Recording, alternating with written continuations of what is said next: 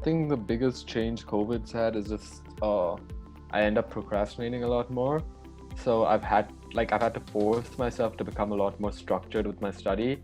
So like that's what I said, like setting up a schedule and stuff like that is something that I never really had to do before COVID, because I was always able to just self-discipline myself in a way, and just organizing my study more is what is the biggest change I had to do. Like the biggest change to my study schedule, separate timetable just for studies, and even just putting up like a separate space for, like Adele said, putting up a separate space for a study, because a lot of the times I actually used to like just watch a lecture on my bed or something like that, and that would never work out. I would never be able to retain that information. So yeah, I think what Adele said really makes sense, just separating that space out.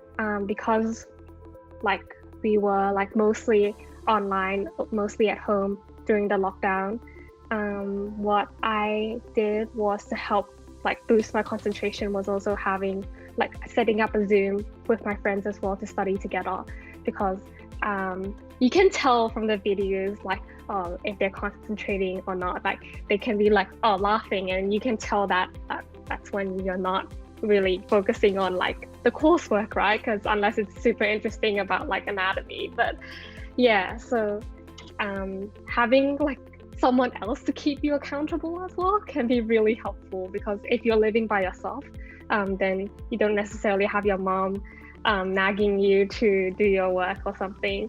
So you can help keep your friends and yourself accountable by setting up a Zoom call just to like study for like a few hours, or do like a quiz together. Definitely helps as well.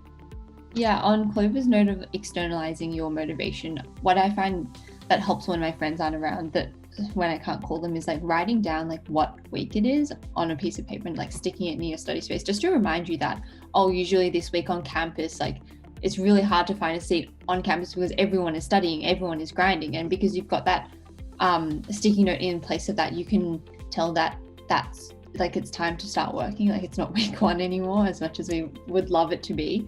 It's time to move on. And also you can put in your motivation. For example, if you want a certain mark or you want to do well in a unit, you can write that down just to remind yourself to keep on working. Definitely, yeah, that sounds really good. Yeah, I guess also what you could do is like try to keep distractions as far away from you as possible, like what you guys talked about, like keeping your study spaces separate. What you could do is try to go to a spot where you have less distractions at. So I like to study with my phone like on the very edge of the table, so that if I do really need to reach for it, I have to make an effort to kind of reach for it, as opposed to it being just right beside me and I could just pick it up so easily and stuff. Exactly. It's like, you know how everyone talks about having great sleep hygiene, not reaching for your phone before you go to sleep. It's like study hygiene. You just have to keep, it's more or less the same principles.